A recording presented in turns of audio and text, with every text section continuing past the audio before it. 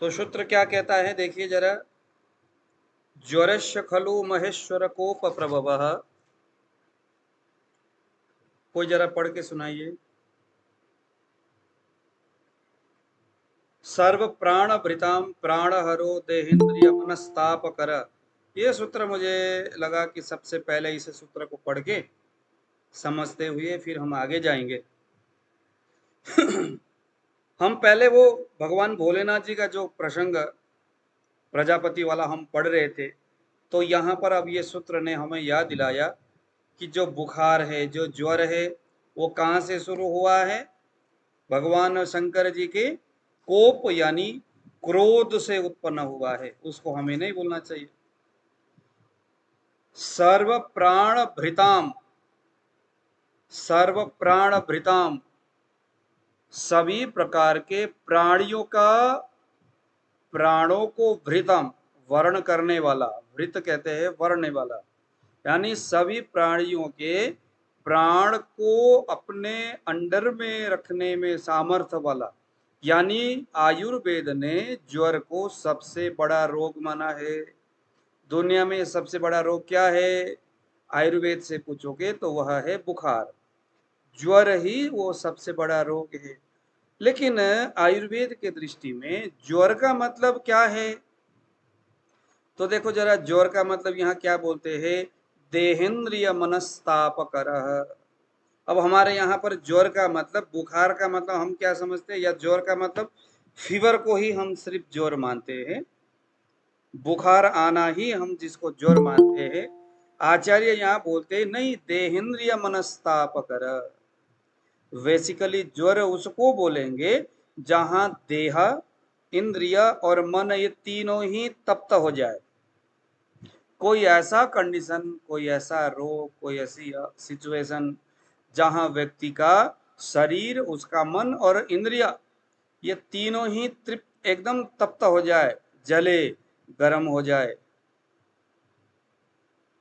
उस अवस्था को हम ज्वर कहेंगे। जानना बड़ा जरूरी है। यानी बुखार आने के बाद या इस ज्वर के बाद व्यक्ति का शरीर के साथ साथ मन और इंद्रिय यह भी क्या हो जाता है? द्रवीभूत हो जाता है, तप जाता है। और इसी तीन चीजों का ताप जिसमें हो, उन्हें हम आयुर्वेद में ज्वर कहेंगे। सभी ताप को आयुर्वेद ने ज्वर नहीं माना। जैसे हमारे एलोपैथ में तो जरा सा बुखार आ गया, शरीर भी ठीक है, मन तो बहुत अच्छा है, इंद्रियां पूरा काम कर रहा है, शरीर में गर्मी है, तो उस कंडीशन को भी हम लोग फीवर बोल देते हैं, बोलते हैं ना।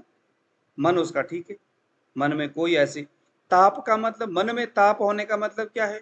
मन से बेचैन हो जाना, हाय, ऐसा मन से उसको लगने लगना कि यार, मानसिक अवस्थाओं से, मानसिक रूप से ताप यानी जलन उसको महसूस हो, अंदर से उसको गर्मी लगे मन से, मनस्ताप, मन उसका बड़ा पीड़ित हो।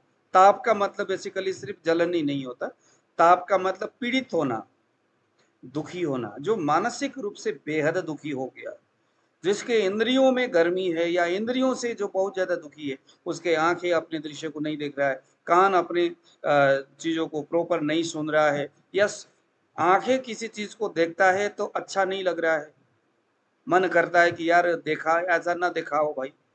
कान से कोई चीजें जब संताप भी बोल देते हैं। संताप, कोई संताप ही हो गया ना। या क्या बोला है? देहेंद्रिय मन संताप कर, ताप, संताप हो जाना, वो सारी चीजें। आंख ने, कान से, अरे नहीं यार आप ज्यादा शोर शराबा मत करो, अच्छा नहीं लगता। मन के ताप है ये, उसको कोई चीजें अच्छा नहीं लग रहा है, कोई चीजें अच्छा नहीं लग रहा है, खाने के लिए अच्छा नहीं लग रहा है, भोजन करने के लिए सामने लगते हैं, रखते हैं भोजन, तो उसको उसके खुशबू से ही उसको नफरत होने लगती है। देखो, इंद्रियों के संताप है ये सारे। घ्राणेन्द्रिय, जैसे ही भोजन के खुशबू सामने आता है वो बेचैन हो जाता है, यानी इंद्रियों का संताप है ये,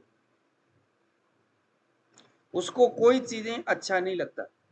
ये सभी स्थिति जब एक साथ शरीर में बने और उससे उसका मन बहुत ज्यादा पीड़ित हो, शरीर में खूब ज्यादा गर्मी बनी हुई है, यह वो स्थिति है जिन्हें हम ज्वर कहेंगे।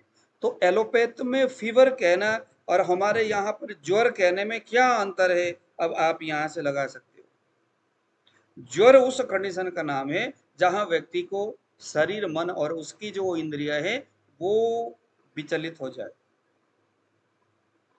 कुछ ज्वर, बुखार है, फीवर ऐसा आता है जहां पर वो चकाचक भोजन करता है, खाने के लिए कोई दिक्कत नहीं है, गंध से कोई लेना देना नहीं है, चीजें भी देख रहा है, मूवी भी देख रहा है, मोबाइल में कुछ ना कुछ देख ही जा रहा है, लोगों के सामने बैठ के गप्पे भी मार रहा है, यानी उसके कान भी ठीक है, आंखें भी ठीक है, त्वचा भी ठीक है, नाक भी ठीक है, सब इंद्रिय उसका ठीक है।